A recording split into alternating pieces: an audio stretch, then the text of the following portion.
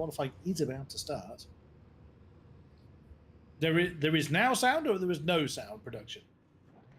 There is now sound. Goodness. Chat, would you mind confirming if there is sound or not? Goodness me. Dear, you can't get the staff details. And you know what? You know what, chat? I was warned not to say LeMans the wrong way. And you go and start the stream with no sound, Mr. Domino. Goodness me. Sound now. Thank you. Right. We have sound. Good stuff. Right. No, I don't. The thing was, I've been rabbiting away for the last few minutes and I have no idea what I said. God's sake, but you know, I know I went through that championship standings. Yes, we kind of don't need to do that again because we saw that Giovanni one hand on the trophy. 50-point lead, can only, he pretty much is champion with 2 rounds still to go. Has to score, I think, 1 point before he can be crowned. I'm sure Maciej Kasprzyk would love qualifying to start like that. So yeah, he would love it. He would love that. 7 of our GT3s are ready. We were supposed to have 8 of them, but someone who had made themselves available or had said they were going to be here has not appeared. We have William Giovannini, as always, leading the pack in the black BMW. Maciej Kasprzyk in the McLaren. See, I'm still a sucker for that car, and I make no apology for it. Second place in the GT3 Championship, Juha Mäki-Upi, the Finn, in the distinctive yellow Mustang, already being hounded by his arch nemesis. It's almost like they're trying to block each other. I want that way. No, I want that way. No, I want that way. No. When is the Platinum Split race? That'll be next week. Platinum Split happens the week after the Gold Split happens. There's Adrian Kabaki, giving the BMW a bit of a tail wag there, coming into the second chicane.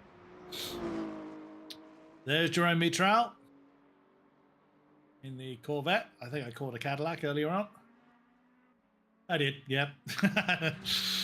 And finally, Bertuanito in the sole Aston Martin for the night. So we have 2 Fords, 2 BMWs, 1 McLaren, 1 Corvette, and 1 Aston. Well, at least I won't be confusing Bertuanito with anybody else because the Astons did tend to run that kind of colour. Now, for those unfamiliar with the qualifying setup for this championship in both the Gold and the Platinum splits, the first 10 minutes of the 25-minute session is entirely GT3s. So our 4 hypercar runners are not allowed to leave the pit lane. They could leave their pit garage if they so felt like it, but they'd be sat there a good long time. It's really only going to be 1 flying lap, being there's nearly a 4-minute lap here at Le Mans. Aston for the win. Love that. It's not a Cadillac, Luca.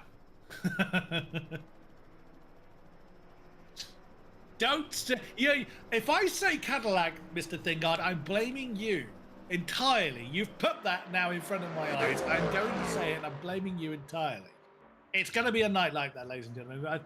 I'm going to be a little bit more interactive with the checks. I have a horrible feeling. I really hope we don't. I hope the field doesn't just completely spread out. But Le Mans being the size it is, of course, much more likely that the field is just going to spread out. So I am much more likely to be looking at you, chat, to keep the entertainment going. Of course, love interacting. So I can't even speak properly myself when it's just me interacting with you lovely people. William Giovannini about to start potentially his only time lap of... well, I mean, he would have an opportunity to start a second one. It really depends on how much fuel he's put in the tank. But off he goes. He'll be the first one to set a time. See how he gets on when he returns to the... He returns to the end of the lap. Riding on board then with our GT3 champion-elect through Dunlop Curve into the Dunlop Chicane. I'm not attempting to pronounce these corner names in French. Or I can probably, Deceit de la Chapelle is that. Oh, go on then, production. You can't hear his stream, but every now and then, Nick Domino, who, bear in mind, we have known each other a long time, so we will read each other. So that was the Tetra Rouge S's. Now Tetra Rouge corner, flat out right-hander, and then on to... Now, some people call it the Mulsanne straight, others call it the Henardier. I've always called it the Henardier straight. To me, the Mulsanne is the final corner of the Henardier. That's probably not how you pronounce it either, but that's how I'm saying it. But the BMW, very much on his own. Oh, ouch. That gets bumpy if we go too far out there. First chicane. Back on the gas. That is possible.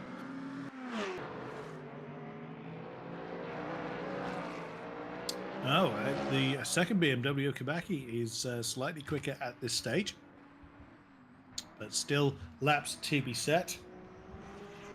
Oh, careful, Adrian. Track limits are still a thing. I mean, look how wide the track is. Julian Weissenberger getting a bit of a slipstream from his fellow Mustang of Juha Mäki-Jopi. Yeah, he didn't fancy that, did he, Juha? Didn't fancy that at all. Didn't want to give his rival any advantage, and chose not to. Well, yes, he probably gave himself an off track by doing that, actually. Giovannini getting towards the end of the Henardier into the Mulsanne turn. Oh, it's very easy to bin the lap because you do have to go into a little bit of autopilot. You're on the gas for so long, you've got very few corners to deal with whilst you're all the way along the Henardier. Especially after many hours, it's very easy to chuck it into that gravel trap. I've never done it because I've never actually taken part in endurance racing. I have, however, seen it done. I've commentated on numerous endurance races at Le Mans in my time, and I've seen many a car bin it in that particular... Well, I've seen many a car bin it pretty much everywhere. But that particular gravel trap, I've seen many a virtual tyre disappear into, as we are watching Marcin Kasperczyk make his way through Indianapolis, now Granage, being chased by Julian Weissenberger. Now, interesting that Juha Mäki-Jopi chose not to try and chase Weissenberger, but then if he's already got an off track, his lap is invalid anyway. On board with Giovannini into the Porsche curbs.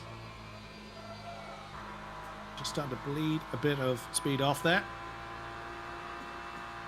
And karting S's, sorry, Virage Dupont, if you wish, if you will, and then the karting S's before you get to the Corvette curves. Oh, the BMW getting a bit uncomfortable. I mean, the rear wing is pretty much there just for show. Here is the last place you want any kind of downforce whatsoever. Into the Ford chicanes. What is the... Oh, that had to hurt. What's the opening time then for our GT3 leader? 4 minutes 0.7. Well, he did better than that in practice. There is time definitely to be found. Marcin Kasperczyk also had invalidated his lap in the course of it somewhere.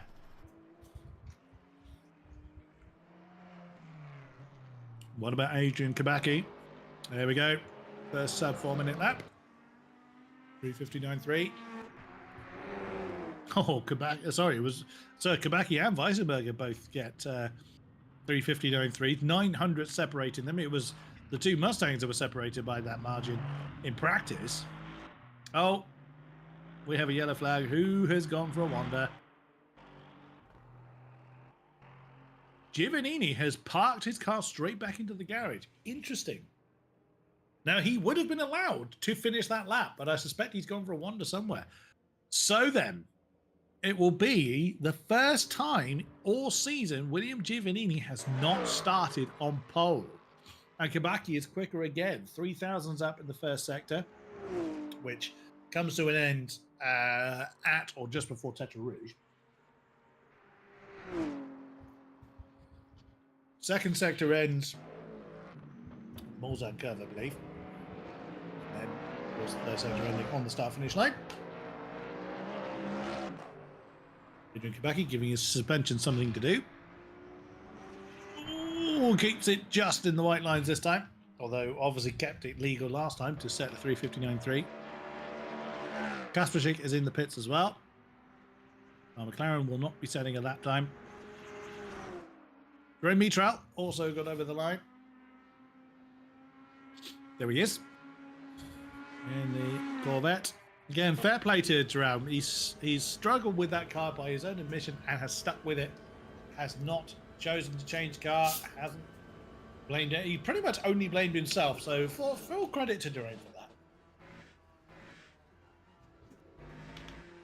It might look like 4 seconds is quite a big gap, and in most places that would be. But bearing in mind how long the lap is, 4 seconds can actually be 1, maybe 2 mistakes in the course of the lap. The lap is so long that it is actually quite easy to lose that much time. I can lose that much time in a 1 minute lap, let alone a 4 minute lap. There's Juha Mäki-Upi. Quick in the second sector. So he is chasing his Mustang brethren of Julia Weissenberger. That time, could that be a pole contention for Juha Mäki-Upi? We'll have to see, as he is now coming down to Indianapolis. Oh, getting a bit greedy with the gas pedal there. Now, and again, equally so on the exit of Arnage. Bearing in mind that, you know, smooth and consistency is so paramount. Yes, you do need a decent top end, but because of how long you're on the gas for in so many sections of this track, you make a mistake somewhere, you carry that mistake such a very long way. Into the Porsche curves for Juha Mäki-Upi. I think his nemesis is just down the road. Can't quite see it in the oops! Oh, that's that lap. Oh, but well, it's still going because he hasn't got a lap on the board. But oh, that's a shame. Juha Mäki-Upi pushing a bit too hard. There is Adrian Kabaki, our pole sitter, and you see in the background of the shot. Into the Ford curves, Ford chicanes. Yeah, you just saw the top of the shot there. Weissenberger, who takes the pole by half a second, a 58.8 on the board for the Mustang. What was the time for Juha? Invalid. And he has parked it. So we'll start no higher than 5th. Bertrand Nito looking to get a time on the board for the Aston Martin. Now, again, yes, they could technically finish the lap. However, bearing in mind that if they were going to try and finish this lap, they're going to be chased by the hypercars. So, yeah, that's going to be a bit awkward for them if they do choose to try and finish the lap they're about to cross the line. Bertrand Nito does not. He does set a time, 4:07. Sees him in 4th, and he has parked it on the side of the road. It will take no further part. So, do we have any GT3s still on track? No, they are all back in the pit lane. So they have opted not to complete this particular lap. So then, for the first, what I believe is the first time this season, Julian Weissenberger starts on pole with Adrian Kabaki as the lead BMW. Certainly is first of the season. So if your first row is the Mustang of Weissenberger and the BMW of Kabaki. Second row, William Giovannini alongside Bertrand Nito. Half a tenth separating the BMW and the Aston. Jerome Mitral shares row 3 with Juha Mäki-Upi, and Maciej Kasperczyk has the 4th row of the GT3s to himself. We only have 7 of our GT3s. Now, the hypercars, again, those unfamiliar with the setup of this series, the hypercars, they can leave the pit garage, but they cannot enter the track until 10 minutes is remaining. There's Christian Bonani. I don't remember the lights being pink last time. They were. That's because I mean, why? Yellow I get, because I've seen a lot of the GTEs have yellow. Why are they pink?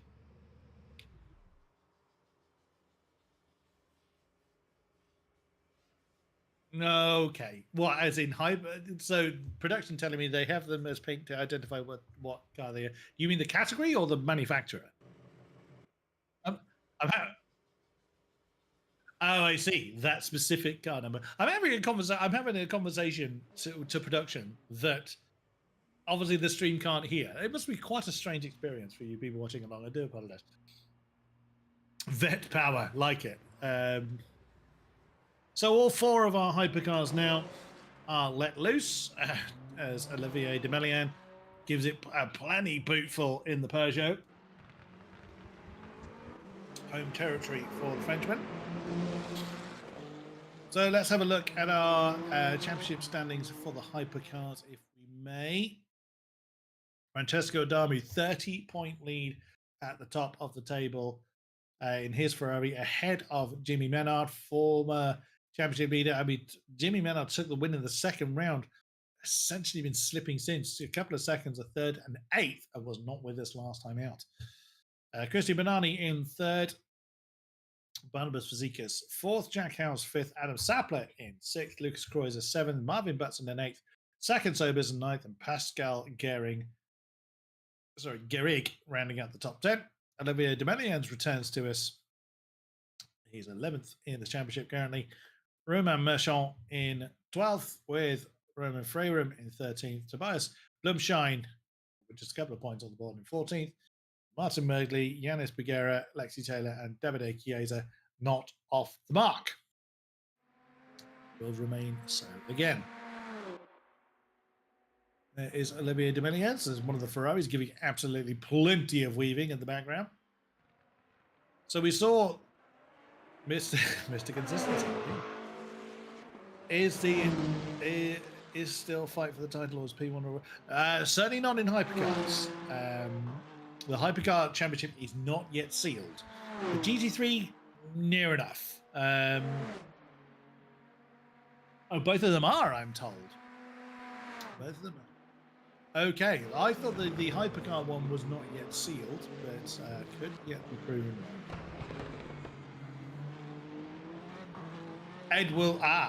Ed Hunter will give us the championship permutations. There is certainly plenty of fighting going on for runner-up, essentially. But certainly the GT3s is pretty much sewn up, with William Giovannini taking that top spot, and Francesco Damu taking the win last time out and giving himself a 30-point lead leading into this round. Oh, Bonani giving it plenty of beans on the exit of Arnage. Also getting very, very wayward. So he is absolutely flying down. Again, get so used to these cars getting, kind of squirrely. But then you try and chuck them into the Porsche cars, and because the downforce is so trimmed out, they get very, very, very, very sliding. So yes, very interesting cars to navigate. So Christian Bonani then will be the first to set a lap time in the hypercars. Say what order our 4 hypercars are going to be standing in. Last time out they did somewhat spread out, but we do have a slightly different combination of hypercars this time. We had Barnabas Fazekas with us last time and Marvin Butson, neither of which are present today. With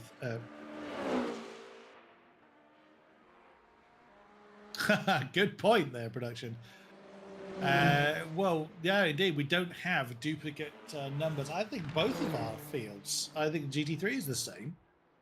We don't have 2 identical liveries, which is nice. Only took 8 rounds for us to achieve it, but there we go.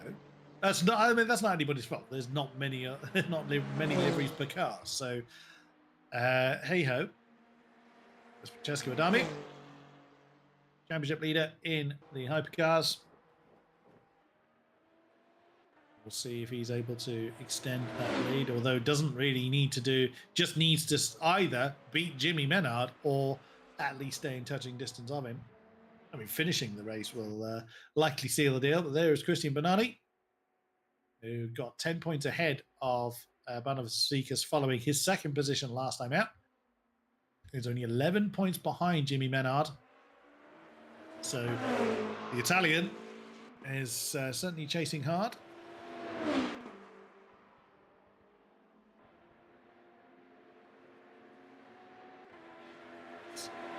And Christian Bernani certainly has, he came second in the opening round. Has had a bit of a shaky time for the next 3 rounds. Wasn't present at round 2. Then a couple of 7th places in the Porsche, and then has seen the podium since. So very, very much risk of rain during the race. That would be interesting. Oh, you're talking about the real life Le Mans. You're teasing me now.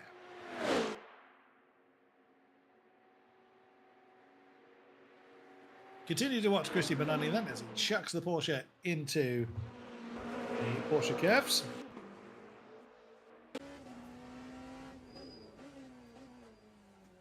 No, that's not Porsche curves. That's Indianapolis. I beg your pardon. He's just gone through.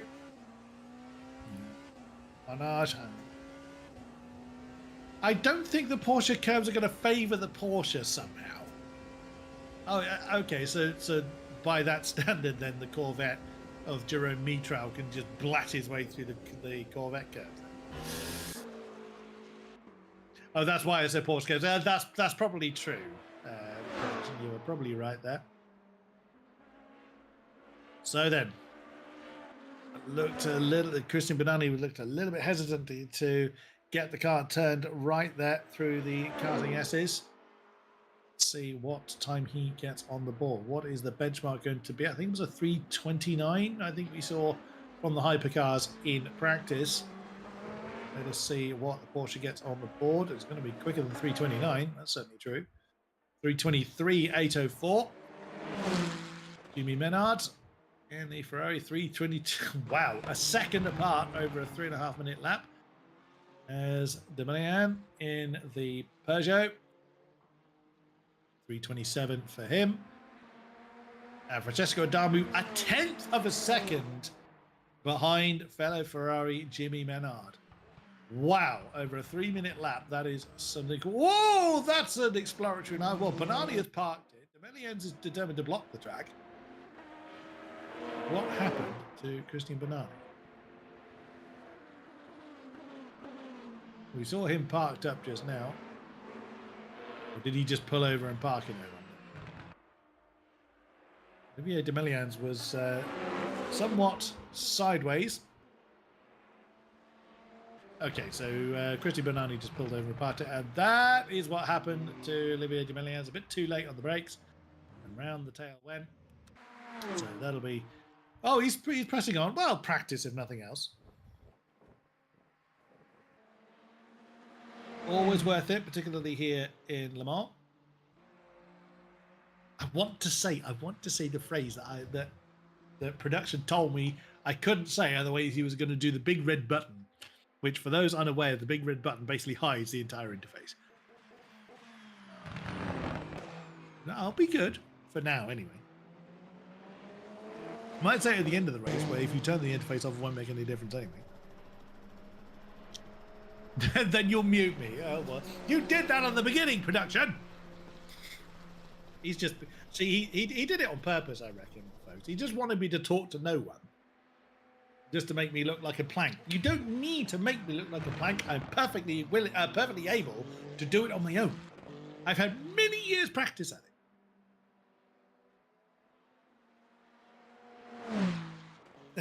It's not what I said, production. Again, makes no sense to those watching along. They're like, we're not going to be we're not just going to be talking amongst ourselves all race long. I promise you that. Peugeot never lucky at Le Mans. No, certainly, Olivier Demelian not having the rub of the green this time. Adamu, a bit quicker in sector 1, but a bit down in sector 2. Oh, and again, the Ferrari getting a bit uncomfortable in braking down to Indianapolis. And into Arnage. Now, this race is only going to be an hour long with the slightly reduced field that we've got. The decision was taken to reduce this race to a sprint race rather than the originally intended endurance race. We'll see if Francesco Adamu can reclaim that top spot from Jimmy Menard. We found 2/10 in the first sector. Oh, and then just nudges the barrier coming through the karting S's. Is that going to be costly, though? If anything, making a mistake there is the kind of least detrimental. Well, it depends how hard you hit the wall, I suppose. Francesco Adamu, checker flag is out. Jimmy Menard improved. 3:22.427. Does Francesco Adamu have an answer? He remains in second position. 4/10 down by the end, and Benani and Demelians have already parked it. So then it is Menard. So it's the Ferrari front row with the 50 ahead of the 51. Jimmy Menard ahead of Francesco Adamu. And then the second row with Benani and Demelians. Olivier Demelian possibly not getting the best out of the Peugeot, pushing a little bit too hard on the second lap and was found sideways in the track. There is a lot of law that we don't hear. There's a lot of things you really shouldn't hear either that goes on between production and then the broadcast team. Not tonight, I will add. Production is being well behaved. Although, you know, in fairness, as I've worked with Nick Domino for a number of years now, and he's generally very well behaved. I've worked with a number of other people that love to kind of talk over us broadcast people, and it really puts me off. But Nick is not one of those people. I'm only saying that so he doesn't turn the overlay off whilst we're talking. It's all lies. He's horrendous. He's a terrible human being. Yes, let's have a look at this wonderful graphic that has been produced for us for tonight.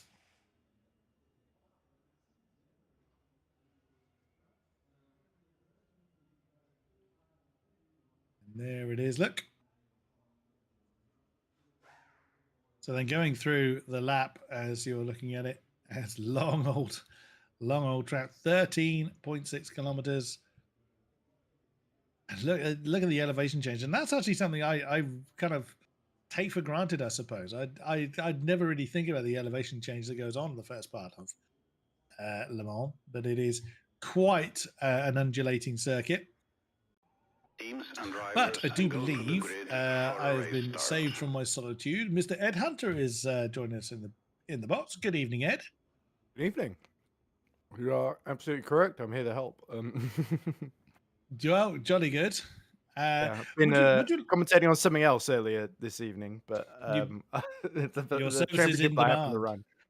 Yeah, well, it happens to be a championship that I'm the president of as well, so I thought I would at least do the support category. Well, would you like to start this one, sir? Oh, that's very kind of you. So, yeah, gold split. I believe both the gold titles sewn up, and this is basically about of a second, if I'm not mistaken. Because I'm pretty sure there's 30 points to Francesco Adamu's favour in Hypercar and 50 points not for officially. Well, indeed, yeah. Giovannini pretty much has it's a 50-point advantage for him. So he is champion elect in every way but title. But I think Francesco Adamu still has a point to prove over Jimmy Menard. Oh, windscreen wipers moving. Oh, I'm getting flashbacks to Contender last year where it also had a wet start, and that led to absolute chaos. So let's hope everybody's seen this in time. But yeah, our 4 hypercars have got a big decision to make. Do you think this is just a brief shout, or could it be something much more sustained? And then we got Adrian Kibaki on pole. No, Weisenberger, sorry, and Kibaki on the front row in GD3. So far, looks like everybody's going for the mediums. Apart from Banana, he's going for the softs. There's always one. There is always one. Indeed, there is. So, just 15 seconds to go before the start of the final gold split race of the season here. Championships up for, I wouldn't say up for grabs, but just left to be sealed then, with a couple of lower positions very much in the balance then. Formation lap has started. This is interesting. So Giovannini is still in the pits as the field is released. So he was agonizing over tire choice, and he's missed the boat. So he will have to start from the back of the field. But so far, nobody seems to think the rain is heavy enough. Is Giovannini gambling on tires? Hard to see. It doesn't look like it. He's going for drive. So he literally just got caught out then. So the man, William Giovannini, who's put in so many great drives to win this season, has now got to do it again from the very back of the GT3 field. So all of a sudden, Jerome Mitral finds himself starting in 5th position now. Oh, 4th, actually, I should say, behind Belchio Neto. See Menard, Adamu, Banani, Demolians, who was 5 seconds down because he didn't quite get that last lap in qualifying. Be interested to see how the Peugeot does, because this is almost sort of a dress rehearsal for our Platinum Split decider in a week's time. The windscreen wipers wiping furiously, so the spray is hitting, but when will it start to take effect on the track surface itself? As you ride on board with Menard, who's missed a fair few races this season, but has come back. Unfortunately, Adamu is a little bit implacable in terms of the lead that he has got right now. As we see them coming up to Ford chicane that dictates the end of the lap and the beginning of our race. Giovannini has to wait for the red light to turn green, but Jimmy Menard then eagerly anticipating the start of this race, as indeed are Weisenberger and Kabaki. Adrian Kabaki's had a very strong second half of the season as well. The green flag is out, and they'll get going any moment now. And Green flag, green flag. We are underway here for the final race of the season at Circuit de la Sarthe then. And it is Menard having to pull across to defend from Adamu, Banani in 3rd, and then Demolians in 4th. And all these 4 have only got to worry about each other, but all of them are very, very tidy. Some of the best that the Gold Split has to offer. Weisenberger, meanwhile, has held off Kabaki going into the first chicane there. As you can see, Belchio Neto, Maciej Kuszczyk, who's cleared Jerome Mitral. Then is Juho Checo Sopanen in 6th position behind them. And, of course, William Giovannini coming out of the pits as we speak. But look how close Kabaki is getting then, as they go down the Mulsanne straight for the first time. The rain still continuing to fall, as you can see, down here near the village of LeMans at Circuit de la Sarthe. They approach the first Mulsanne chicane. Demolians is quite close to Banani. Look at the droplets hanging on the windshield of Adrian Kabaki then. Will be very, very key to his race. Maki Yupi has gotten into 5th behind these two. So he is about to challenge Kuszczyk and Neto for 3rd, as there is Adamu tucked in right behind Jimmy Menard. And you get the sense it's already turning into 2 battles, one between Menard and Adamu, and the other between Banani, who won at Monza, has been so impressive in many races this season, Spa especially, where he was lighting up the rear tyres in the heavy rain. And him and Demolians are going to dispute that 3rd position. As here we go, Kuszczyk senses now is the moment to go up the inside into the second Mulsanne chicane. Clear Belchio Neto as Kabaki has to back out of a move very late there into Mulsanne number 2. All seems well. Nobody really in any major trouble apart from William Giovannini, who is still desperately trying to catch up at the tail of the field.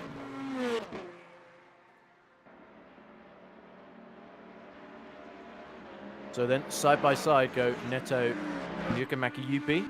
Makiyupi around the outside. I did actually call Yuka Makiyupi the driver from a race I was just commentating on, so I don't know where Sopanen came from. But yeah, Makiyupi is now up to 4th, past the Aston Martin of Neto. He's made 2 positions up, apart from the one given to him by William Giovannini on this opening tour. Luca Fingar said, is he not leading the championship? Starting from the pits, he can drive to finish. So, yeah, I think that's technically true, that Giovannini has got a pretty big lead at the head of the Gold GT3 Championship, as now we see Kuszczyk defending 3rd from Makiyupi into Indianapolis. Not quite close enough. Makiyubi to dive around the outside as they're both starting to slipstream and catch the back of Adrian Kabaki here. So Kabaki will need to be on his toes. It is Mustang leading, BMW leading, McLaren leading, Mustang leading, Aston Martin leading Corvette. And look at this, Makiyubi senses a gap on the inside. We know the McLaren straight line speed is not necessarily its forte here, but Kuschik is going to fight it out. Hopes that the rain continues to fall. Nobody pits for wet tires just yet. Side by side, they bang wheels twice. Will they bang a third time as they go through the Porsche curve side by side? Yes, they do. Kuschik mosses his way back ahead to see off the threat from Makiyubi. Makiyubi will have to try a more concerted effort than that in order to get through. Adamu, by the way, still right behind Menard. Demolians drop right back off three leaders here, and that means Banani has got Adamu and Menard all to himself then. So it is Porsche 963 versus the two Ferraris then, Chris. So there we go. No big changes up front, but third downwards, it's all action. Absolutely true. And that lead that Kabaki had built, he did build a slight lead over Black Mustang, has completely gone. Still no one giving their pit crews anything to do. The top three hypercars still very much bunched together. Weisenberger's dropped behind Kabaki somehow. Sorry, we've missed that. We did, yeah. Just through the, must have been just going through Maison Blanche into the forward curves chicane at the end there. But yeah, of course, Weisenberger was looking to take that early lead, and this has put the pressure a little bit off Kabaki as it stands, because as you say, he was starting to be closed in by Kuschik. Is a yellow flag somewhere out there. What has happened behind? Weisenberg goes wide again, and Mitral is out of the race. So Jerome Mitral. Yeah, what's happened to our Corvette? So just spray. He slipped up somewhere, that's for sure. Here he goes into Dunlop, and it's on entry. Oh, ouch. Yeah, not a fan of Total Energies, clearly. No, indeed. Yes, and he's opted to just drop straight out of the race. That's a shame for Jerome. Speaking of dropping, here we go, we're back. Yeah. And look at this, 3 wide for second position here. Weisenberger with Makiyubi right behind, and then Kuschik in the middle. Oh, Kasperschik had to bow out of that, but he didn't. Well, I say that. Oh. Kasperschik has certainly taken his bravery pills as one of the bollards gets sent off into oblivion. But yeah, Kasperschik, he is really wrestling that McLaren. He's been side by side with a Mustang almost all race long. He's now the other one of Weisenberg is alongside. Now the two Mustangs are bump drafting each other with Makiyubi giving. That's dangerous to do in the rain. Yeah, very much so. Oh, and as Makiyubi has decided enough's enough, he's given Weisenberger enough of an advantage. Weisenberger shuts the door, tries to get back to the racing line. They remain as with Belchio Nito watching on, just like, I'm just waiting for you lot to kill each other, and then you'll be golden right up until potentially second. It depends how big the accident is. I've got to say, that was a brilliant move through the Porsche and Corvette cars for Martin Kasperschik, just keeping that McLaren there alongside Juha Makiyubi, who again, the McLaren sizing up an inside maneuver into the Hanardier, on the end of the Hanardier into the Mulsanne turn. Doesn't yet yield anything, but the track's still very slippery. Oh, this is a great way to liven up this one.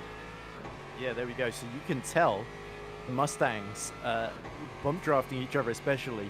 They had so much more straight line speed with the grunt of that V8 in the front of it, whereas the McLaren seems a little bit better on traction, better through the corners, and that's just enough for it to pull ahead, because you can tell Makiyubi can't quite get in the slipstream of Weisenberger here, and that allows Kuschik to pull ahead just into Indianapolis, and can Belchio Neto spoil Makiyubi's party as well by... Oh, no, he definitely can't, because he's completely dropped it for Indianapolis and taps into the wall, and that's a bad day for the Aston Martin. William Giovannini is going to be along before too long, and that's Giovannini already potentially back in the top 5 after missing the start and not getting on the grid at all from qualifying in 3rd position. But this is what happened to Neto.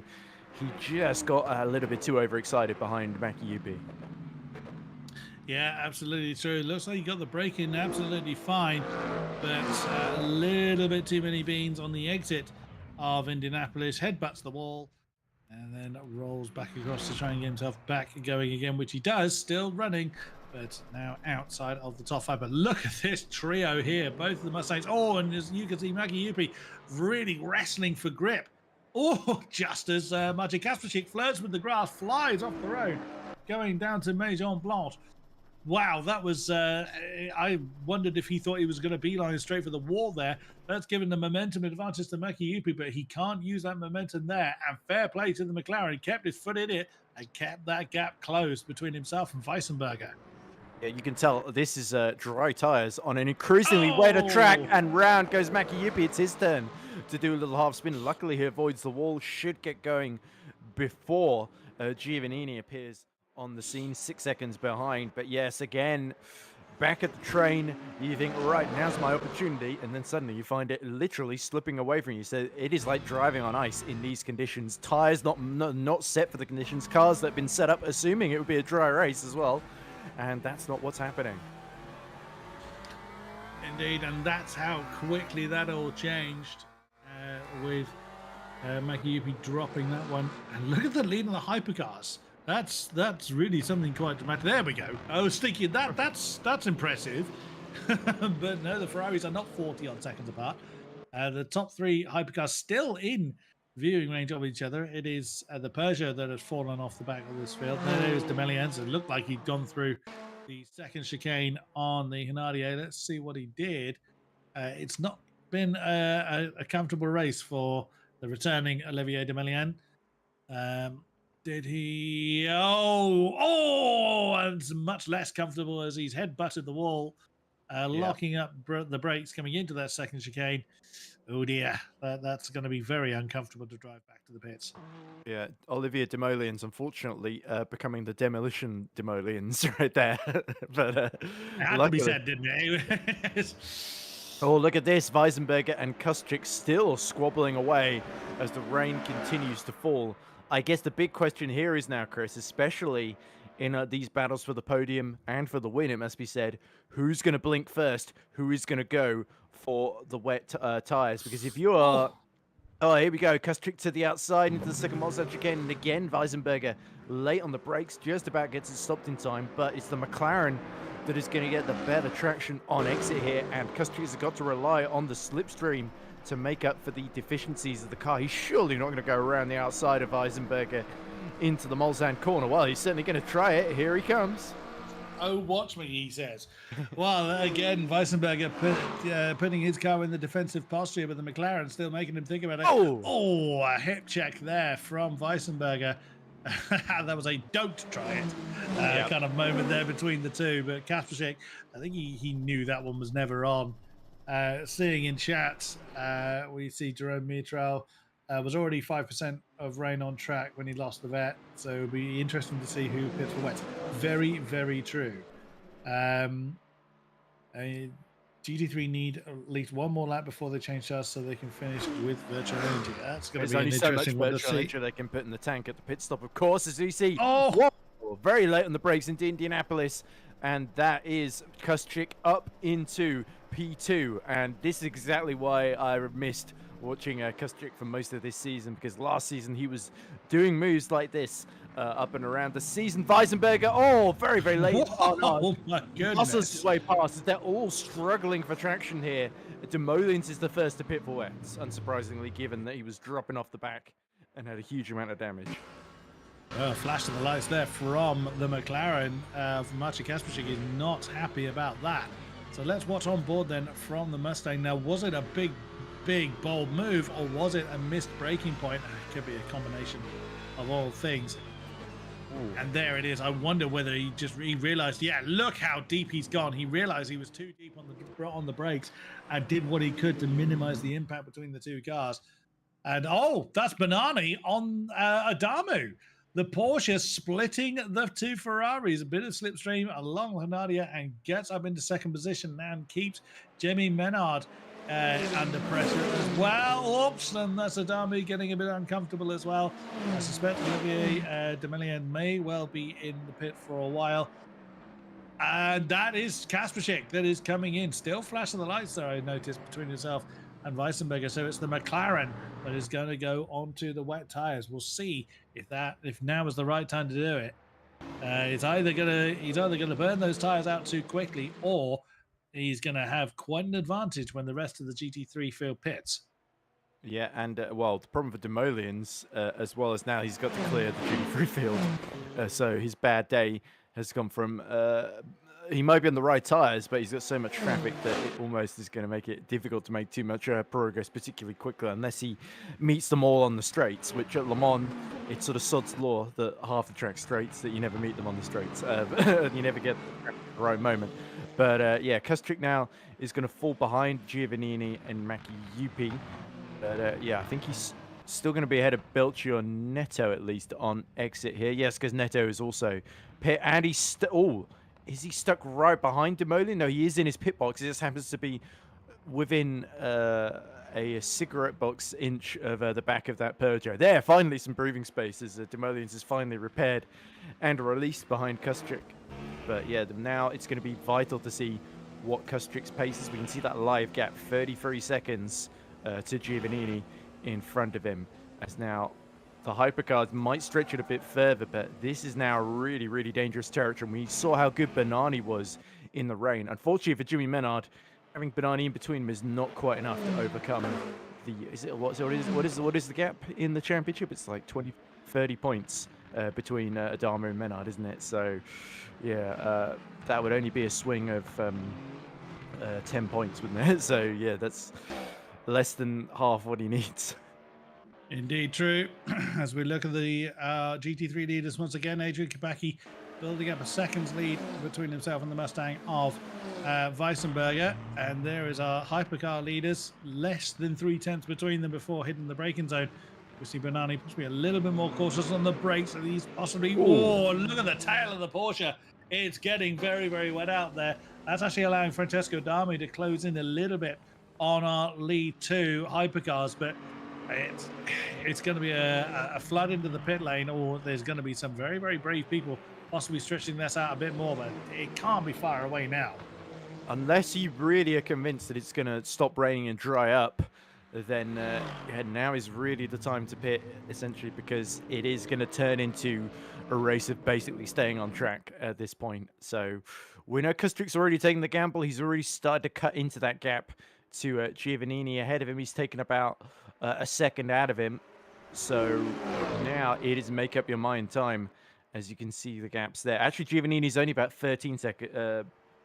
So Kustrick is about 45 seconds off the overall class lead of Kopecky and Weissenberger, who now have got that top two all to themselves. Just look how much Kopecky had to sort of have another go at biting it so it would grip on entry there as he got into the Indianapolis complex.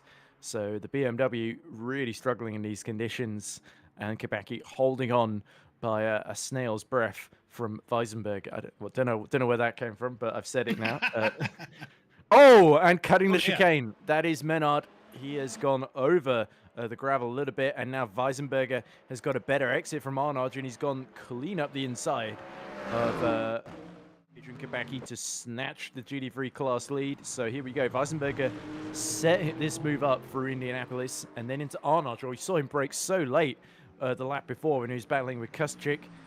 Does Kopecky make a mistake? Yes, he just goes a little bit too deep, a little bit off track, and the way is clear for the Mustang, and Weissenberger is back in the lead. So I have a feeling this is going to go back and forth for a little while, yeah.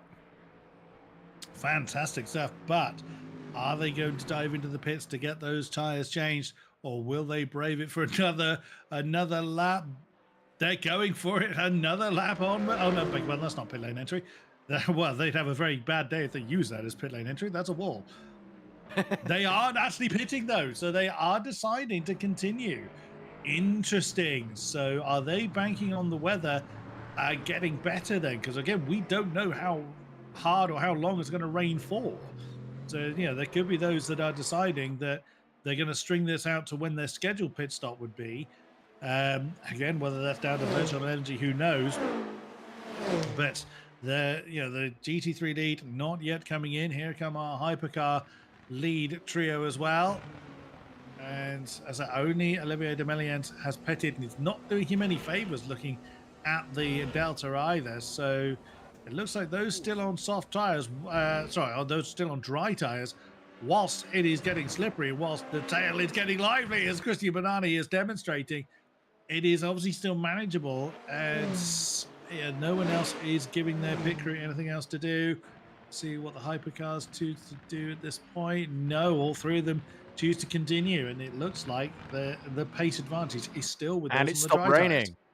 raining as well, Ah, crucially, because the windscreen wipers aren't moving anymore.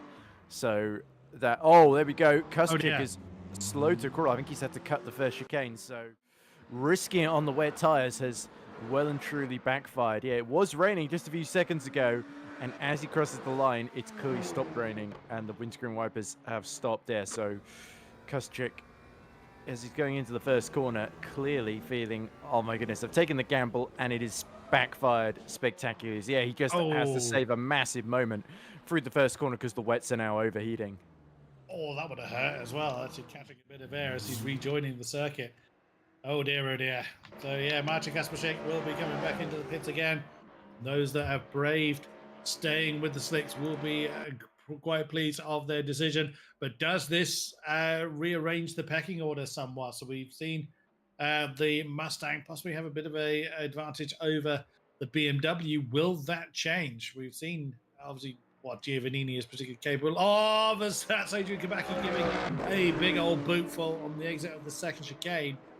But yeah, we will see whether this is going to have a big impact on the championship order. Mikey Yupi, he has been charging. We've seen him do several overtakes, and we saw him have that very, very big moment a couple of laps ago, and he is closing that gap back down again. Yeah, he's actually pulled nearly 10 seconds now on Giovannini. So yeah, that's going to be. In fact, no, those are the intervals, aren't they? So he's actually 13 seconds ahead of Giovannini. Oh no, those are. No, yeah, there we go. 8.5 seconds. That feels more like it. So both of them are slowly starting to catch Weisenberger and Kibaki. But yeah, Maki Yupi will be starting to love this. The fact that they stayed out and didn't react to the rain so far, that's proved to be exactly the right call. I have to see if the rain does come back in these next 40 minutes, but we do think that might be it based on sort of current radar readings and such. But yeah, Adamu then knows he doesn't have to take any big risks. He really just has to finish this race. And at the moment, third would be more than enough. But he's just for pride wants to keep Menard and Banani in sight. That move Banani made on him earlier will not sit the best with him. I did so when it was raining and watching him go through the Porsche curves with the hypercars. That was a little bit edge of your seat stuff because it felt like they were just about keeping on track and not flying off it. But yeah, it always seems to be the case with these hypercars. But anyway, Weisenberger now starting to pull a second and a half clear of Adrian Kabaki. So, but now it's starting to go dry. I think the BMWs might start to be a bit more on an even keel with the Mustangs here, because the Mustangs seem just that little bit more confident in the wet, particularly Weisenberger. We will see how long that confidence remains as we see the hypercar lead coming down towards the Porsche curves once again. And as the conditions have dried up, Jimmy Menard has been building that gap slowly but surely back to the Porsche of Cristi Banani. I'm sure he's conscious of the red Ferrari in his mirrors of Francesco Adamu. But as you say, Ed, Francesco knows he doesn't have to make the move. He doesn't just has to finish, just has to come home to see the flag. Doesn't have to push to get any further up the podium. So may just leave Banani where he is. But as you say, racer's pride will want them to push. Oh, GT3 tip back markers. That's not helping Christian Banani at all. That's Giovannini, isn't it? It is Giovannini, yeah. It is. The champion elect. Champion elect back marker, yeah, which is flat to the light and appreciation from Francesco Adamu. But again, Giovannini, this will be. If he were to finish now, this would actually mirror his worst finish of the season. Such has been Giovannini's dominance of the GT3 field. Yeah, I mean, I still think that the only time I've seen him comprehensively beaten, to my memory, this season were I think he had a tough race in Sebring, where he finished fourth, I think, as he gets loads of curb there. And he also had a tough race. Now he had a good race at Spa and then got outsmarted strategically by Weisenberger, who was able to basically do a much shorter pit stop at the end of the race and stay on the same dry tyres in the rain, I think it was. Or it might have been wet tyres in the dry. It was one or the other. But either way, he didn't change tyres, and that proved to be the thing that nailed him victory in those final few minutes. as Giovannini just ran out of time to catch him, essentially, as we now see Maki Yupi and Kabaki and Weisenberg are being dealt with by the Hypercar leaders then, who are all pretty equidistant to one another. And I'm just thinking, this is what are we going to see then when we have the Platinum Split have their finale here next week? Because we have got Fabio Grigiello versus Jeno Simoncic, with Nicolas Huben still technically in contention, but he's about 33 points down on the championship lead, so it's more of a mathematical chance for him in Hypercar. And then in GD3, we've got Luke Whitehead versus Patrick Schindler, which has been a great battle throughout the course of the season as well. So I think it's going to be very, very close between those two battles, essentially. And not to mention, of course, the Endurance Cup, where Nicolas Huben and Wojtek Polesny both lead on the basis of both of them winning at Fuji. So, yeah, I think Huben might be able to take the Endurance Cup as a sort of consolation prize, given that the rest of the season hasn't quite gone, I think, the way he really would have wanted it. It's Banani catching back up. Look at him, just starting to gain slightly in the toe behind Jimmy Menard here. Yeah, good exit from, excuse me, good exit from Arnage then for the Porsche as he gets right in the tyre tracks of Jimmy Menard. Not close enough to mount it. Not that there's a particular breaking point there. Beg your pardon, that was a good exit from the Mulsanne corner. Now into Indian Lampeter and into Arnaud. Oops, and a fair amount of dust being kicked up in the face of Francesco Adamu. But Banani now very close to the back of Jimmy Menard. Banani has had a victory this season, winning a couple of rounds ago. Well, he's actually seen a podium for the last 3 rounds in a row, winning in round 5. Would very much like to double his win tally of the season. See the season now on a high, so to speak. But Jimmy Menard, not exactly the easiest Ferrari to pass. Here is not where the Porsche seems to have an advantage over the Ferrari, as that gap now starts to eke out once again. Oh, and the Porsche gets a bit uncomfortable on the curbs around Maison Blanche, but continues nonetheless, and still putting the pressure on Jimmy Menard. We are about 4.5 minutes away from halfway in this race. Yep. Ezekiel Sturzenegger, who has a brilliant name, asks, what are the lap times of the hypercars? We don't know, and there's no way for us to know other than oh, big lockup there for Menard into the Dunlop chicane, but he gets it stopped in time. Yeah, I suppose fastest laps might be good to know, but yeah, it's a little bit of a interesting. Okay, 3:30.9, but the track's still just recovering from the rain shower earlier. So that is the fastest lap then of, I believe it would be, was it Menard or Banani? Menard, there we go, he said it. And we were seeing 3:23s to 3:25s in qualifying for our hypercars, so track in ideal conditions will give them that kind of time. Yeah, so track times will continue to come down as the track continues to dry. Now our competitors getting properly into their stride. Look at the lead Julian Weissenberger has now over Adrian Kabaki. That is 2.5 seconds between the Black Mustang and the lead of the two BMWs. William Giovannini continuing to erode that gap between himself and Juha Mäki-Jyrki. In fact, that's gone out because it was, I think we were in 8 seconds when we last checked that gap. Now up to nearly 12 between the championship leader and the second of our Mustangs. So, yeah, surprise there from Giovannini. Perhaps this track not quite suiting his style, but out of the way, I mean, with the championship all but sealed, a 4th place will still be a very respectable finish for the champion-elect. Yeah, and of course, for Kabaki, he is looking to sort of seal. I think he's fighting for 2nd place, isn't he, with Mäki-Jyrki at the moment? So, yeah, this would definitely give it to him because I think they're pretty close in the points, if memory serves. They are 3 points apart indeed. I think it's Adrian that's ahead going in, isn't it? No, it's Juha that's ahead. Oh, it's Juha, sorry. But Adrian Kabaki is only 3 points behind, so it is very much all to play for in the. Well, there it is, 102 for Juha Mäki-Jyrki and 99 for Adrian Kabaki with And then Weissenberger on Weissenberger, 80. Yeah, so not out of the running mathematically speaking, but would need a bit of a disaster to befall the Mustang and BMW respectively. Yeah, 89 point.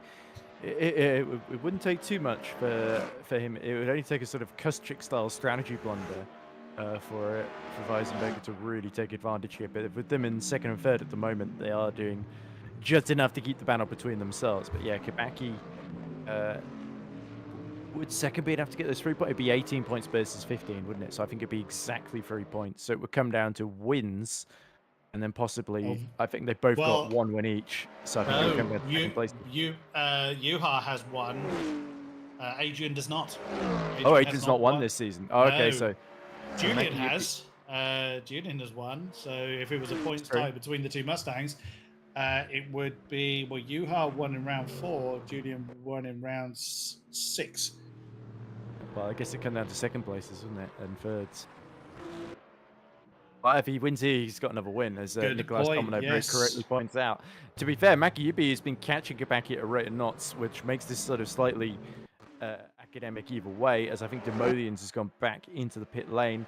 So while we've been narrowing on, Kabaki has made, I think, a small mistake here. What has he done?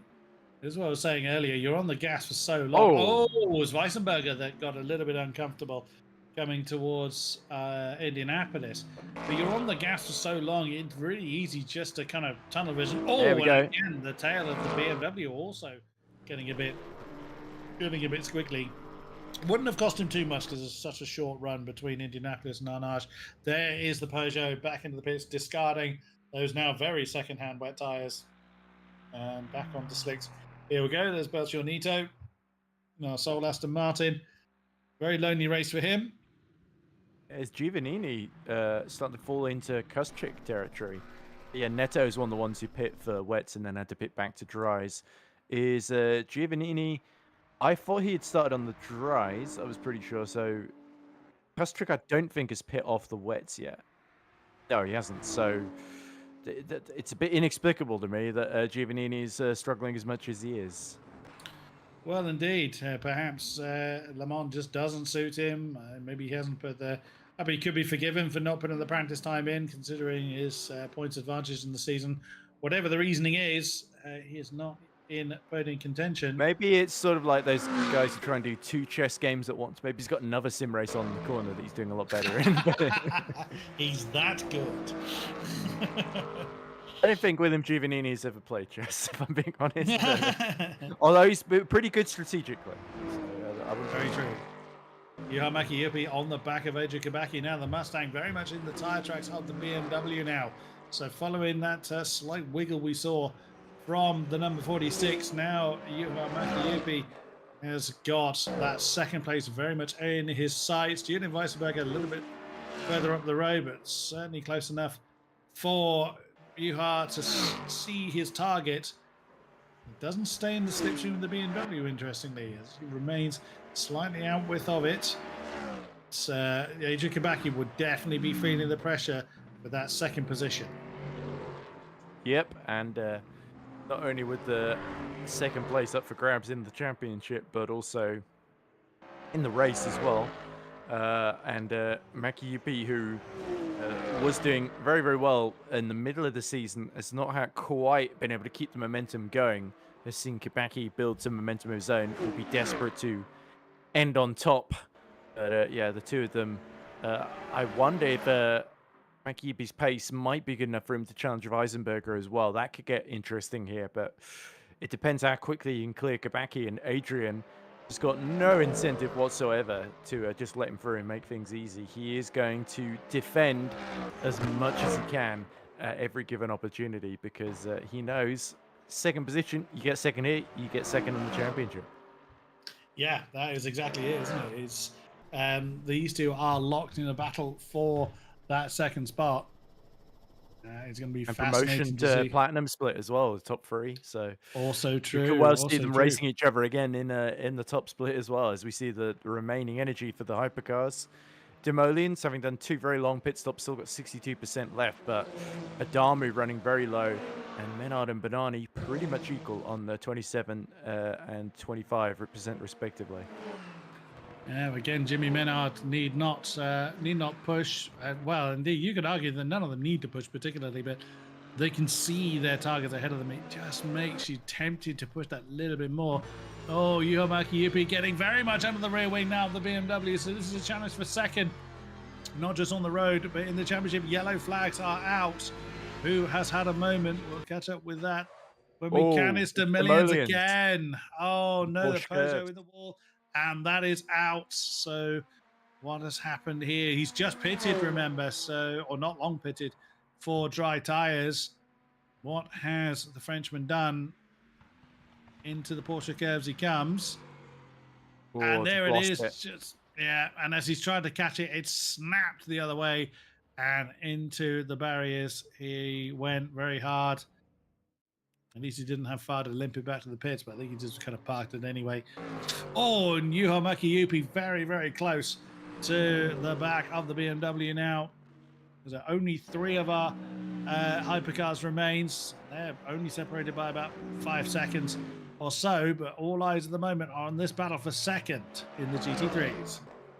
Yeah, wow. It's amazing to think we've passed half distance now, because it does feel like it's really flown by with the rain disappearing and then everybody still very bunched together in the top 3 in both classes, it must be said. So yeah, Mäki-Jypi clobbers the curbs, gets a slightly better exit onto the start-finish straight, and is this the best opportunity, or will he wait for Mulsanne? I'm not sure he can dive up the inside into turn 1 here, because it really tightens up very, very quickly. He's going to get held up. There we go.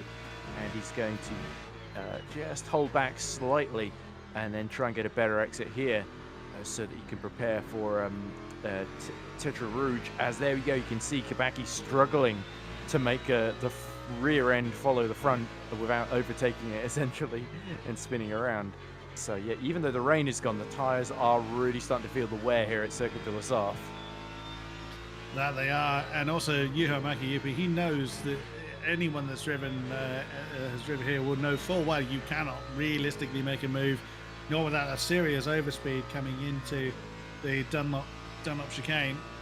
And Adrian Kibaki's at a great exit from Tetra Rouge, so that may keep the yellow Mustang at bay for now, and you still see Adrian Kibaki adopting a bit more of a defensive posture, putting his car right in the middle of the road. So that is, again, a defensive intent there. Juho Mäki-Jypi now having to think about how he's going to approach the first chicane. Opts not to try and banzai the inside line, I think quite rightly so. And you could just see the tail of that BMW was not settled whatsoever. That said, he still had a pretty decent exit from that chicane. Now, surely Juho Mäki-Jypi is going to make his move. So gets into the slipstream, into the tyre tracks. You can see the tower, on the tower, the delta just decreasing. Is he going to try and bump drive the BMW? He's backed out of it.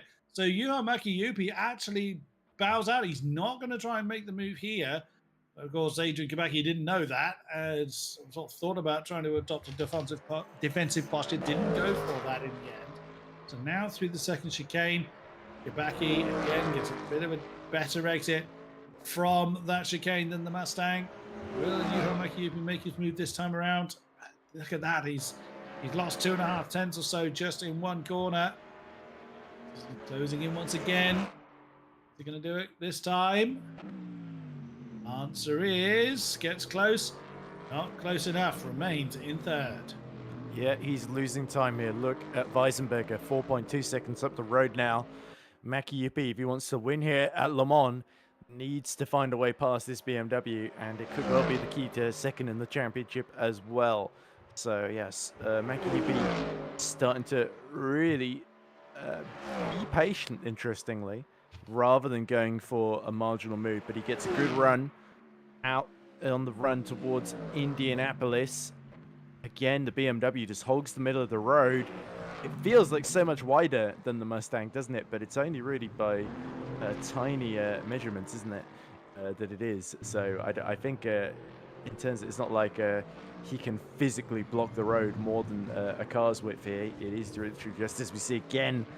Maki sorry, Yuha getting a little bit too close, and that destabilized a bit on exit from Arnard. So Kabaki knows he's just got to keep soaking up the pressure, and I think he's just decided, forget about Weisenberger, that's done. It's Chinatown, so to say. So he's just got to hold off Maki as long as possible, and he's got 22 minutes left to go. But yeah, Maki will start to get impatient after a while because he knows that he's got so much better pace that he can't use right now. You're determined to rename Juha Mäki, aren't you? I know, sorry. It's I just keep thinking of Juho Soppinen, who was in the thing that was literally just commentating on. So, yeah. That does make sense. I think they're both Finnish as well, which probably doesn't help. It's great exit from Maison Blanche for Maki, but he's not able to get alongside Kabaki crucially, and then again it's that same accordion effect. He banks out and then closes back in, and every time he gets closer, he finds the door shut, unfortunately for him. So yeah, Maki is starting to see Weisenberger inch away 10th by 10th by 10th, and the win is slipping out of his grasp here. Again, Juha Mäki is probably much in the same way that AJ Kabaki is probably just letting Weisenberger go. That's not the battle, certainly championship-wise, that Juha Mäki or AJ Kabaki are particularly interested in. As in comes Kaspersic in the McLaren once again to have a change of tyres. So again, the race not gone brilliantly well for Maciej Kaspersic, but it was a gamble that he wasn't alone in taking. There is Jimmy Menard, now with 4.2 second gap between himself and the Porsche of Christian Benani. Jimmy Menard very much pressing on in ways we've seen him do in the past. Christian Benani just settled into his rhythm now with Francesco Damu, championship leader, third. Oh, Maki getting close to Kabaki. Sorry. Here we go. There it is. Yeah, so slipstream along the Nadia and into the first chicane for Juha Mäki. That Mustang has seemingly not been so strong on, or certainly through the corners and then corner exit. The BMW has seemed to have the pace on corner exit, but Juha Mäki has dropped the hammer at the right moment and is actually just edging away from AJ Kabaki, as we can see, as riding on board with the number 46 BMW. Also bear in mind that all the time that Juha has been in the slipstream of the BMW, he's just been saving that little bit of fuel, and that's too deep for Kabaki. He's pushing too hard to try and close the gap back down to the Mustang, and that's just going to cost him quite a bit of time there. He tried to... We've seen AJ Kabaki kind of get that particular braking point wrong a few times in the course of this race, where he's just overdriving the car, or those tyres are absolutely munched either way. There is William Giovannini with, well, kind of nothing left to prove, essentially. He's been the class of the field. Very much looking forward to seeing him in the Platinum Split next season. Yeah, I think that Italian is going to be definitely one to watch, especially if he sticks with the BMW, but he might even go for one of our new GT3s. As we see Belchio Neto in the Aston having a bit of a exploration there at Maison Blanche before rejoining. He's somebody's pit off of the wets quite early on, but he still finds himself a long way down on Kustric now. The interesting thing about Kustric is that he was still about 6 or 7 seconds behind Giovannini when he pit. So if he can get a big undercut here, that could make a big difference in the battle for fourth then. So Giovannini, he may be some distance away from the top three, but he might have a bit of a threat from behind if Kustric can make this undercut work for him.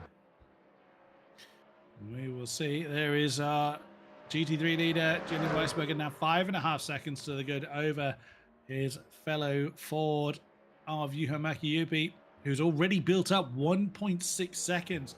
That wasn't all down to that mistake that we saw from AJ Kabaki. A fair portion of it was, but it looks like the Mustang really has had the pace advantage, just hasn't been able to use it so much, or he's been biding his time. And now he has dropped the hammer to try and close in a bit on Julian Weissenberger, or at very least keep Adrian Kabaki out of striking range. Again, this is important for the championship standings. It's going to be Julian Weissenberger that will be the disappointed one. We know Giovannini has got the title sewn up, Yuho Makiyupi and Asia Kabaki fighting for second. At the moment, second is going to go the way of the yellow Mustang, with third belonging to Kabaki. Julian Weissenberger, it was that one round he missed. That really kind of sealed his fate back in round 4, halfway through the season. But the battles we've seen between yourself and Yuha Makiyupi have been absolutely legendary, the two Mustangs. But yeah, sadly, the way that it looks at the moment, anyway, still 17 minutes to go. Anything can still happen. But Julian Weissenberger, the German, will be the one that is outside of the top 3 as it currently stands. Yeah, and that is that's a shame that this great charge has come just a little bit too late and has not quite been consistent enough, despite what looks to be his second win of the season on the horizon here, as we see all of our top 3 pit from the Hypercar lead. So obviously they could not get to the end. Oh, as we see Adamu shuffling right into the box and slide slaps Jimmy Menard there. And Menard does not seem best impressed by that one, but luckily I don't think he's taken any damage from that. Banani will be released in a few seconds. There we go. He stays ahead and just avoids there Francesco Adamu. So Adamu looking to seal the championship, but certainly right behind Banani now, having saved a little bit of time in the pits there. Yeah, very true. A very cheeky tail swipe there from Adamu on Jimmy Menard, but I'm sure that was not planned. You saw him absolutely locked up coming into the pits there. So away that go our 3 remaining Hypercars. Yeah, and that tells us that the GT3s can't be far away from pitting either. So absolutely in the true. Next 2 or 3 laps at most, if they're saving fuel and such. I think what the Yuha Makiyupi is really starting to eat at that gap between himself and Julian Weissenberger. It was 5.5 seconds not that long ago. He's now a second gone from that gap. So if Yuha has managed to save a little bit of fuel, or a little bit more fuel than Julian Weissenberger, then pit stop strategy could help bring them in. It's the Finn. He's not giving up on that top spot. Yeah, the only thing that helps Weissenberger is that Makiyupi took an awful long time to pass Kabaki and get back up to second, didn't he? So he's left himself only with 20 minutes to make this charge, and yeah, so far he's started to eke a few tenths, but he needs more than that really to steal this win. And when they pit is going to be absolutely crucial in terms of who gets clear air and who doesn't, essentially. Indeed. So there is Giovannini, who's just pretty much been time trialing at this stage, but just hasn't had the pace to really challenge for the top 3. Well, also he had to start from the pit lane, so he's not been significantly quicker than them, but he's still about 13 seconds behind, which is roughly about 7 or 8 of which you would have lost from waiting at the end of the pit lane for them all to get through the first corner. True enough. We look at Francesco Adamu, who, following his cheeky swipe of fellow Ferrari Jimmy Menard, still finds himself behind Christian Banani. 1.5 seconds between the pair of them. To be fair, I think that wasn't really cheeky from Francesco. That was just where his pit box was. It wasn't intentional at all. But he probably had a bit of a smile to himself when he did it. It was probably it wasn't a case of I'll just reverse into into Jimmy on my way to the pit. That doesn't really make sense, but for either driver. Because that would have just handed it to Banani if he'd been trying that. But luckily it didn't lead to anything more serious. But there happened a few close calls. The Spa pit lane, I remember, seemed to have a few as well, where Hypercars and GT3 cars get released into each other at the same time. And both of our leaders in GT3 pit at the same time. I think Kabaki is going to follow them in. So this will be interesting. Not just where these 3 come out relative to each other, but Giovannini has surely got to come in again. And is he going to come out ahead of Kustrick or not? Ooh, actually, I think Kustrick losing a bit of time here, so probably he will. And there is Giovannini. So top 4 in our GT3s are in. So let us see then. I think the tower is a bit confused. There we go. We've seen that a few times, unfortunately, in this race. So the tower gets a bit confused. That was quick. From Weissenberger. And Yuha Makiyupi. It was almost like his pit crew was trying to block the pit lane with his car. Of course, that's not how it actually worked, but just the way that it made it look for a moment. It's going to be interesting to see what the gap is when they get back up to speed. Here comes our hypercar leaders. Francesco Adami closing back in on the Porsche again. Mr. Binani, good exit from that final turn. Eyes right, and you'll see our GT3 leaders coming out. Is that going to disrupt this battle for second in the hypercars? Jimmy Minard has checked out to the tune of about 7 seconds now. There's Juha Mäki-Upi.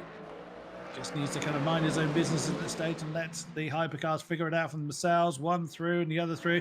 Juha actually left the inside line open, which is fine if you telegraph that early enough. We always say that the GT3, or the slower class, needs to be predictable, needs to stick to the racing line, but sometimes it's advisable just to kind of telegraph, I am leaving this door open, which is absolutely fine. Got to run. He has got to run. Oh, crikey, he had to really go to the bumpy side. Chrissy Banani's not doing anything wrong. He's just holding his line. He's staying absolutely straight. And Francesco Adami just committed to a very, very bumpy line. Would have cost him a bit of momentum. Either way, though, the Ferrari has an inside line and has second for now. But can he get the exit from that chicane? Chrissy Banani, what's he going to do here? And they still have another, 11 and a quarter minutes to go. So they still have another half dozen laps at least. Here comes the Porsche with the run, with the slipstream.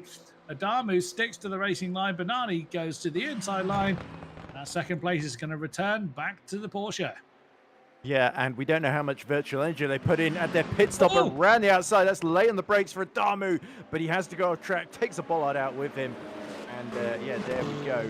So Francesco Adamu not quite able. It was going to be a bit unlikely to dive around the outside. And look, he's got about 10% less than Banani there, so he was definitely underfueling the virtual energy compared to the Porsche driver there. So Banani's got more that he can deploy down the Mulsanne straights, crucially. So even though the slipstream really, really worked well for the Ferrari there in terms of toys to play with, the Porsche, it's Banani that has got a couple more up his pocket. Yeah, absolutely. So, and I'm also keeping an eye on that gap between the Mustangs. It's threatening to sink below 3 seconds now between the two. So that lead gap between the GT3s, is it done yet? It's difficult to say, but Juha is really, really pushing hard for, well, pretty much all race long. Riding on board then with Francesco Adamu, and a bit of the soaring of the wheel going on, coming through Indianapolis. And he does manage to keep his car out of the gravel, out of the kitty litter, out of the gritty litter, I nearly said there. But pressing on then, but Banani at the moment has enough of a pace advantage to keep the Ferrari at bay. Indeed he does. But Adamu, of course, if he is going to seal this championship, he definitely wants to do it in style. Can he dig deep and find something? He was able to take advantage of the duty-free traffic, sort of disrupting Banani's rhythm, and we heard it from Luke Whitehead, didn't we, in the interview after Qatar. LeMans is a little bit of a rhythm track, essentially, that you've sort of got to get into a flight. It's not necessarily down the straights, but definitely into the more technical sections, especially the Porsche curves and some of the other corners that require quite a lot of concentration and commitment to get the most out of them. There's a yellow flag out there somewhere. Suspect. Oh, it's Kuschik. He's had a big off. Oh, he's crashed. I think that's Indianapolis, is it? Yeah, it is. I wondered if it was Indianapolis or the Porsche curves. I wondered if that was the same place that Olivier de Belliard came to rest. But no, you're absolutely right on the running. Oh, ow. Well, that'll take the wind out of you. We certainly took a wheel off and the rear wing off as well. So that is the end of the McLaren. And there it is, looking a bit sorry for himself in the pit lane. Oh, as Adamu and Banani side by side again. The Porsche and the Ferrari not content to let the other go. There was a flash of the lights there. Looks like Francesco Adamu not happy about something. Out of Tetrarouge once again. And it's now the slipstream game. Banani nailing himself to that inside line. Now it is a drag race down to that first chicane with Francesco Adamu trying to carve his name in the tarmac. But that's going to put Adamu on the outside line to start with. He doesn't stick to that, bows out of that. But these two look set to duel all the way to the end. Yeah, it looks like Banani must have made a mistake in the first sector there that allowed Adamu to try and go around the outside of him. But yeah, again, that virtual energy advantage is helping him. But what Menard might try and do is make Banani use the virtual energy unnecessarily and then tuck into the slipstream and sort of undo its effects here.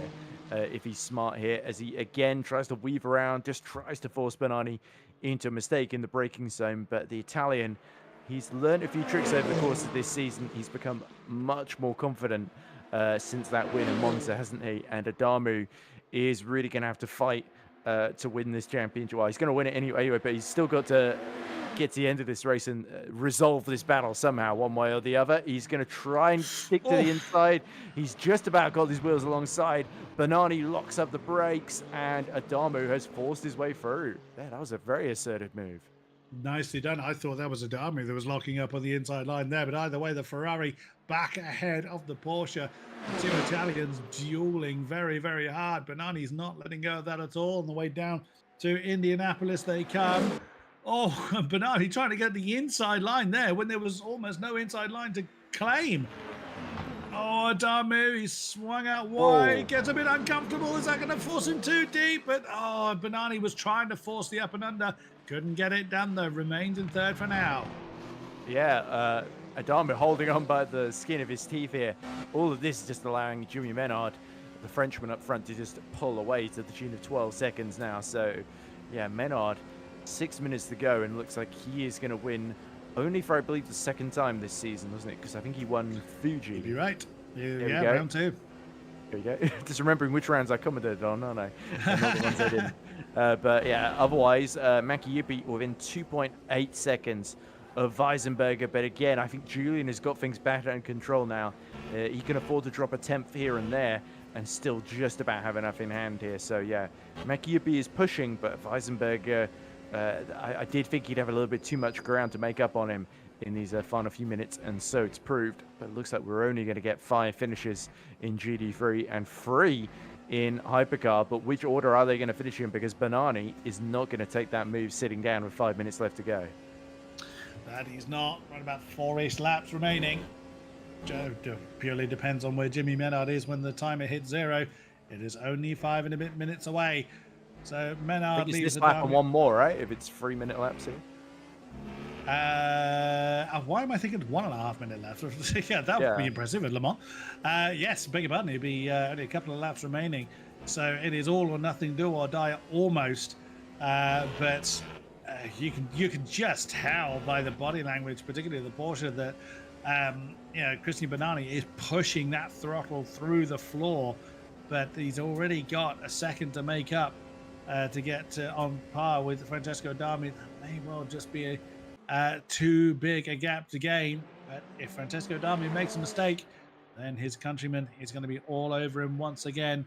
And yeah, it could, but that gap seems to stabilize between the two Mustangs in GT3, or certainly hasn't come down by enough to allow Juha Mäki-Yuppie to challenge for the lead. So it could be that he probably is still pushing, but may well be kind of conceding that it's not going to go his way insofar as how much time is left.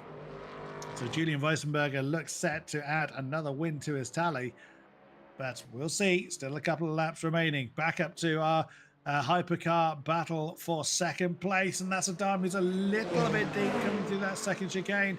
It's not a huge run down towards Mulsanne corner, so we'll see if we should still have that second position. But you can see on the tower that has cost him a few tenths of a second to the chasing Porsche. Yeah, if Banani is smart here, he'll save his virtual energy for the last lap, but he's braking very deep. The rear hangs out, and he's blown it surely as he dips it into the gravel. That was very, very aggressive, but a move wasn't on. I don't know why Banani was trying to go that late on the brakes. Maybe he was trying to set something up into Indianapolis and Arnage there, but that was a little bit desperate from Christian.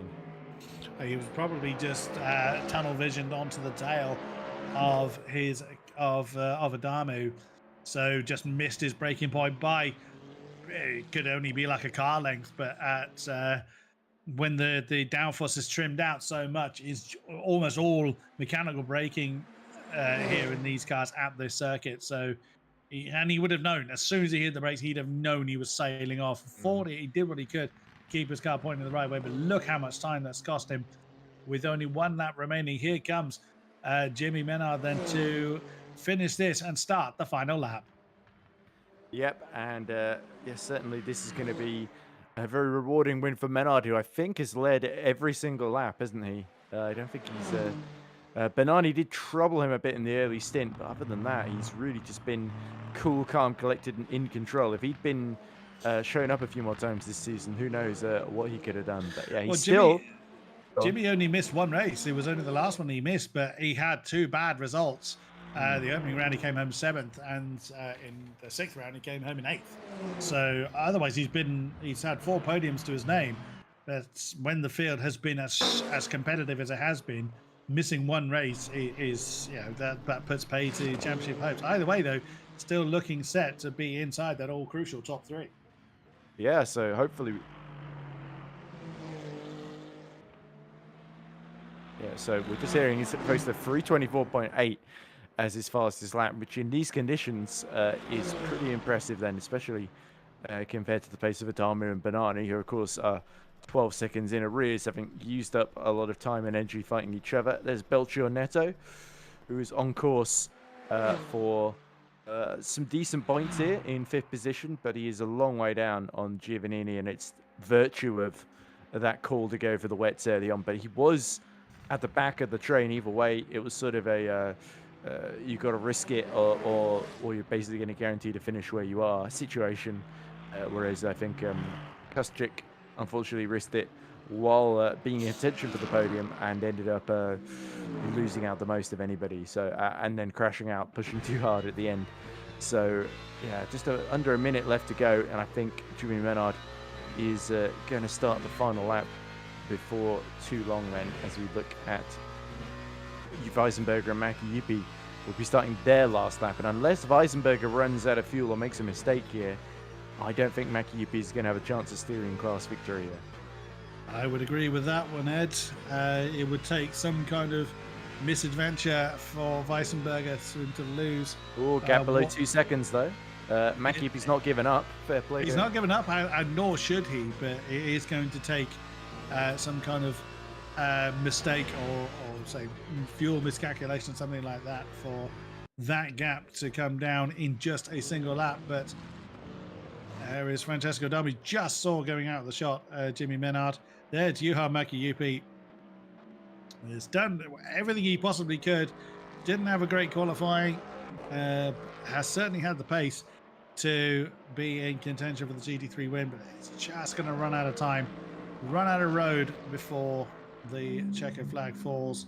I'll say unless Julian Weissenberger makes a mistake, be doubling his win count for the season. There is Jimmy Menard looking to again double his win count of the season as well. So considering how small the grid's been, it has actually been a fabulous race.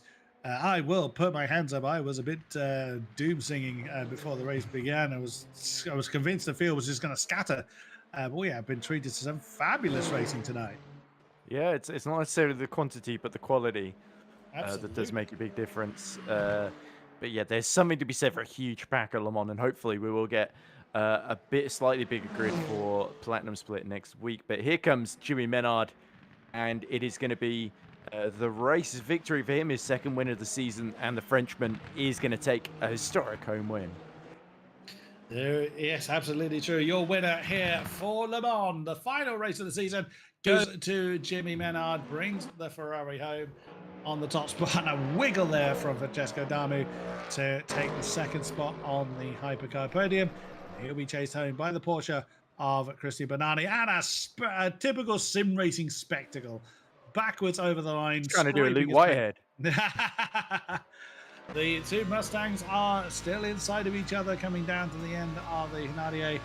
But unless, like we said before, unless there was a major issue for Julian Weissenberger, it does look like the win is going to go to the way of the Black Mustang. Yeah, and we should also congratulate Francesco Damu on officially now becoming the Gold Split champion of Season 2. Absolutely true. Well deserved as well. With 3 wins to his name and another podium added to the collection, of which he had another 2. In fact, only 2 races all season he finished off the podium. So just goes to show that consistency along with amazing pace from Francesco Dami has got him the title.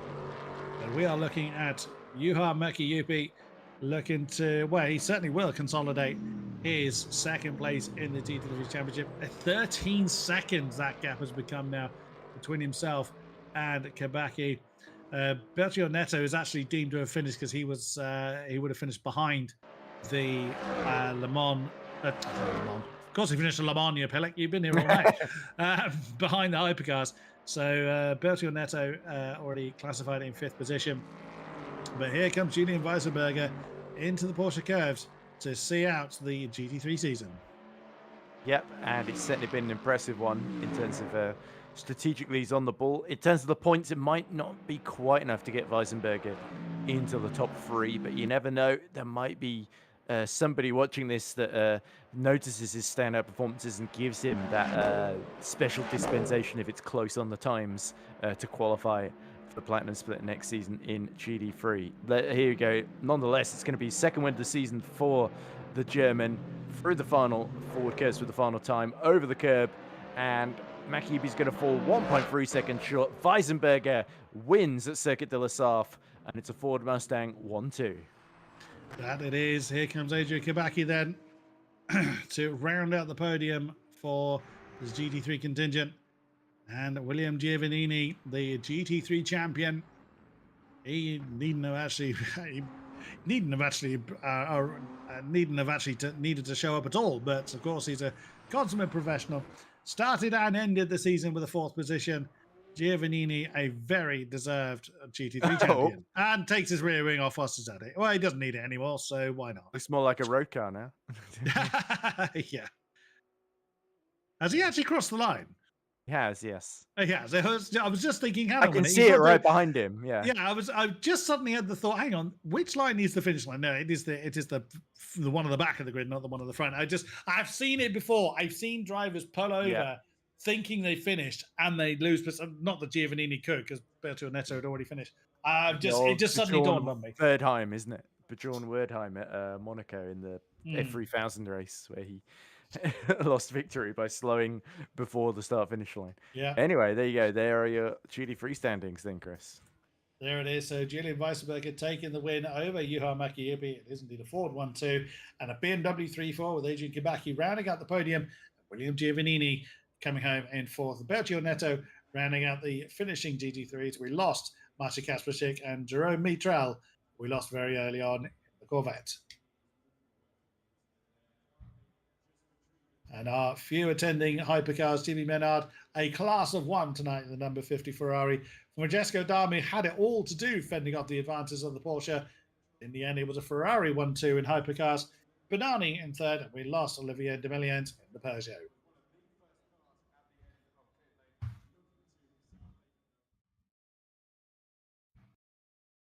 Will anybody come and have a chat to us? That's going to be a question. Again, it's not mandatory. They don't have to.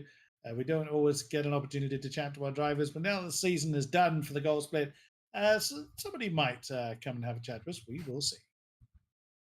Well, yeah. I think a broadcast director has to eat, and I've got to go put the bins out. So Fair enough. Then yeah, now is as good a time to wrap it up. Then. So yes, that is going to be it for tonight and for the season. So thank you very much to those that have been with us, not just tonight, but throughout the season, throughout the entire journey here at Virtual Motorsport Series. It has been a great honor to be a part of it. So that has been the Gold Split contingent that they are done. We get to see out the season entirely with the Platinum Split this time next week. So from